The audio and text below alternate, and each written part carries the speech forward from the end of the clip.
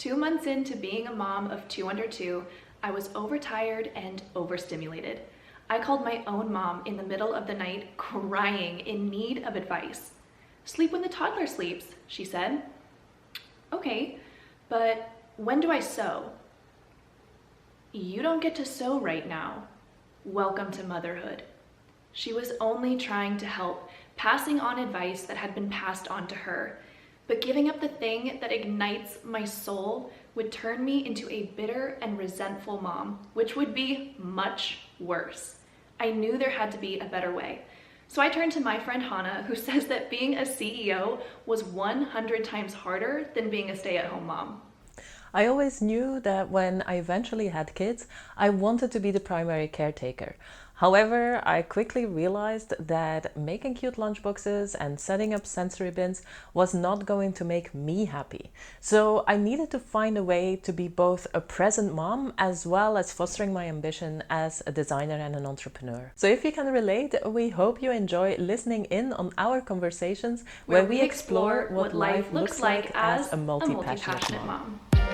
I asked my mom if I could tell that story for the intro to our podcast, just to make sure that she wasn't going to be super offended by me publicly saying that her advice was useless. But I wanted to tell that story because it showcases how often we're told that once we become mothers, that's our only identity. And while it is the most important thing, it's not the only thing. And she said it was okay, of course, so I used it, but she wanted me to clarify to the listeners that she's not a bad mom. She's a wonderful mother. She raised 4 kids, and to this day, my cousins call her nanny because essentially that's what she was to them. And part of what made her such an amazing caretaker is how intentional she was with raising us. She really was passionate about being a mom, and she had other interests. She liked cooking and reading, but she can't really understand my singular obsession. I've loved sewing since before I was a mom, and maybe you can relate to that. Or maybe you relate more to Hanne, who has multiple creative endeavors. Or maybe you don't know what your outlet is yet, but you know that you need one. It's time to ignite your inner spark. So let's go all the way back to the beginning. Hanne, when was it the first time after you became a mom that you realized, okay, I need something else? I need an outlet. For me, I think it was around the 6 month mark. I would say because up until then, I was very much in my bubble with my baby and just like, yeah, I was happy taking him everywhere and carrying him around everywhere. And around the 6 month mark was when I felt like, oh, we need to have a routine and we need to put some stuff in place. And so I found myself much more often at the house and not being able to do as much outside of the house as I used to do with my little baby. And I know that's not everybody's experience. I know that a lot of moms feel more like locked up with a little baby, but I think I was exclusively breastfeeding. And so for me, I would just take my baby in the carrier and I was out. And I would be out all day and he would just sleep in the carrier. I would nurse him wherever I wanted to. And yeah, I would even be sewing like with him in the carrier. So I think I kind of continued, or I still had that creative outlet because I could do everything just with him on me, let's say. And then so I had a very active baby, and around the 6 month mark, he was just crawling everywhere and pulling himself up on everything. And there was no way that I was gonna have him on my lap while I was sewing, or if I tried to crochet, then just like the yarn became so interesting. And so around that period, I was like, oh my God, like I was so overwhelmed. And I think it took me a good 2 months to, first of all, admit that I was completely overwhelmed, admit that maybe that experience wasn't what I expected from motherhood, from how I would feel in motherhood, from what I expected I would be able to do, not able to do. And so we definitely like went through this adjustment period of like 2 months, where then also we brought in a nanny to give me a little bit of space because I was like, oh my God, I'm like breastfeeding this kid every hour and a half. Like I can't even get an hour to myself. And so we put in place like a couple of things to help me get some more space. And so then around the 8-month mark, I would say, I was again like, oh, okay, so now that I have a nanny come in 3 hours and I don't just have to sleep because I'm kind of caught up on sleep, what do I want to do? Where do I want to start? And funnily enough, for me, the first thing was work. I want to go back to work, you know. So I used to be running a software company, and the last 7 years of my life had been in that company as head of marketing and then as CEO. And then so I had like my creative outlet in the marketing side of things for the company. And so that was where my mind went immediately. Like, oh, I should, start my own business. And and so With an I 8 month actually old like baby. I went to a co-working space, and then I realized like, oh, the 3 hours I have once a week, like, first of all, I don't want to be spending them in a co-working space, and second of all, that's not enough time. Like, and do I really need like the overload of like starting a business and so I had to sit down with myself and be like, okay, why do I feel like I need to start a business? Which brought up a whole lot of things that I know we will be talking about in like our mental health episode. But admitting that I was actually looking for a creative outlet for something that felt like me. And for so long, that me had been business, had been marketing, had been online. And yeah, that's kind of where then I started with exploring other ways of getting getting rid of that creativity. Wait, that was a bit of a weird way to say that, but to express that need for more creativity in my Like life. express being creative without feeling the need to turn it into a business. Oh, that took a bit longer, DeLaney. That definitely took a bit longer.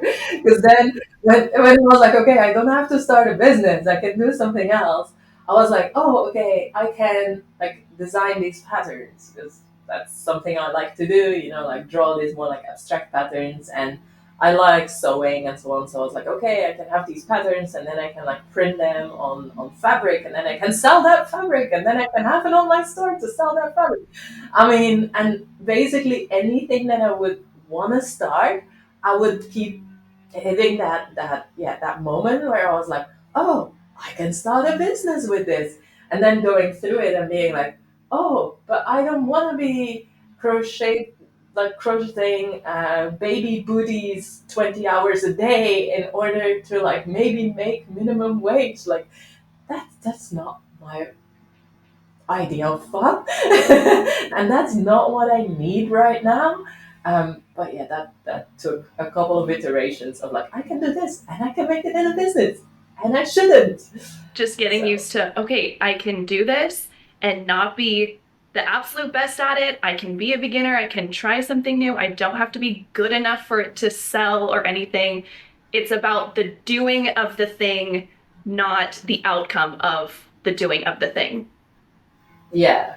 And that was a very, very hard one for me to wrap my head around, where it's like, it's okay to make a painting and you don't even have to want to put it on your wall. Like, it's okay to make that painting just for the fun of making that painting and for the release that that brings and for the way you feel while you're doing that. Even just the self-esteem and confidence you get from leveling up in a skill or just learning something new is fun and exciting. It's about the doing of the thing. I love that. And I'll admit, I also had a difficult transition going from having all the time in the world to sew to feeling like anything I did that didn't directly benefit the family had no value. And I was totally fine asking my mom to watch the girls while I went to the grocery store or cook dinner, but I felt silly asking her to help me out when it came to sewing. I really had to learn to take it seriously, it being the doing of the thing, not the thing itself. It's not about learning to sew so that I can start a business and make money. It's about learning to sew because it makes me a better person, a better wife, and a better mother. And a big part of taking it seriously was learning to admit, I am a dressmaker. I need to make dresses, and I need a bit of help doing that. And Hanne likes to say, you are the noun if you do the verb. And some days the girls are playing great. I get to sit at my machine for maybe even an hour and a half and work on a project. But other days, everyone's screaming, it's total chaos, and the most I get is to read my pattern making book at the park. But even if you only get 15 minutes, you have to take those 15 minutes because you don't want to get into a bad habit of putting it off and not taking it seriously. And even if that 15 minutes is just exploratory, if you don't have this like singular passion or you don't even know what you're interested in yet, just explore, learn to love being a beginner and try a bunch of different things. And Hanne, when you are about to start like a new project, when you decided that you were going to start drawing, for example, what are some things that draw you to certain activities, or what are some questions that the listeners could ask themselves to help them kind of find their inner spark if they're starting from scratch? So, just to be very clear, that quote is from Chase Jarvis, the guy who created Creative Live, and is best known as a photographer. And so I got that from his book, and I think it's his book's called Creative Life. No, that's his company. The book is called Your Creative Calling, I'm gonna say, but we can look it up and put it in the notes. Yeah, I love a good book recommendation. Sorry, so to go back, to find your inner spark, or to where should you start? If you're like, I'm so lost, I never really had like a hobby, how can you find that? And I think the best way is actually to go back to childhood and just be like, what did you like to do? What are the things that you would do as a child? And even if nobody ever gave you validation for it, what did you like doing? What called to you naturally? Naturally, exactly. And that's where for me like the drawing came into, and it's actually a very interesting one because I was always told that I was the sporty kid and I was really good at sports, and my sister was very creative and she was the one who was good at drawing. But I always did enjoy it. And so going back to that was actually really interesting for me, and fighting with that idea of like, oh, you're not good at it and you should be better, then that's a whole other set of I mean, problems. you just opened up a whole thing for me too. I was like, I was the smart one and I wasn't the creative one, and I totally relate.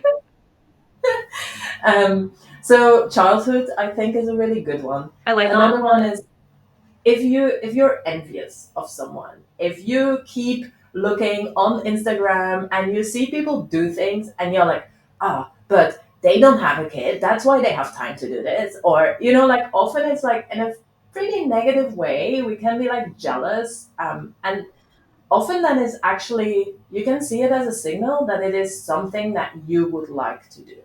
So if you see people dancing and then you're like, oh, they look so silly, but you're still watching that video, probably there's some part of you that would love to be able to be so free flowing and so silly and not care about what other people think. So that might also be. I was going to say the same thing. For me, I notice I can see a video or something of a gal baking a cake that's really great, and my response is, oh, that's cool. But when I see a woman making an incredible gown, it's a different feeling. My heart's pulling at it, and I'm like, I want that for myself. And it is a bit of envy because she's so talented, and I want to be that talented. And I think that's a great piece of advice, is to notice when your spirit is kind of pulling at those things through what might portray as envy.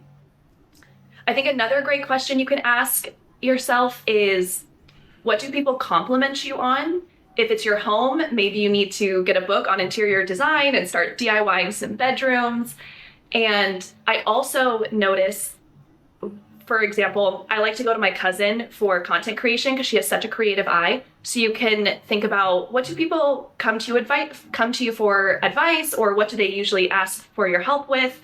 I ask my aunt for interior design tips all the time. That's something that she could dive into as an inner spark. And I absolutely love what you said about thinking back to childhood and what calls to you naturally.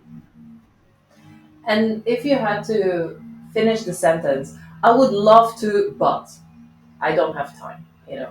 I would love to be able to do ceramics, but I don't have time. Or I would, so just, and try to do 10 of those, you know, to see if there's something where you're really like, oh, I didn't realize I do want to do that, you know, without putting any judgment on it. And I think the last one that I wanted to say is, maybe there are areas in your life where you're not letting yourself fully express what it would be. And what I mean with that is exactly what you said about the magazines.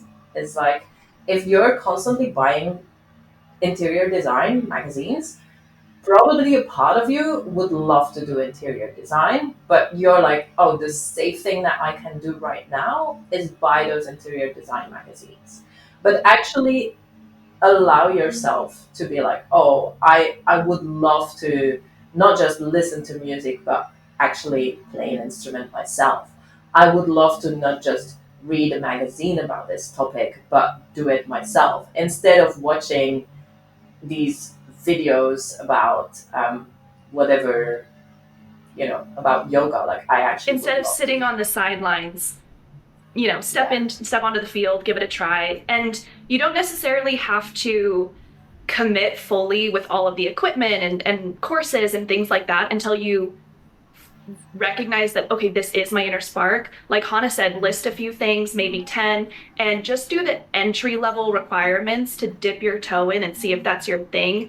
You can, if it's interior design, the example we're using, you could DIY a small space of your house and do things that are reversible at first and then kind of level up, and maybe you'll end up becoming a carpenter, something cool like that. But it is still a creative outlet, even if you're an absolute beginner starting from scratch with entry level tools and just giving different things a go until you find that thing that really catches fire.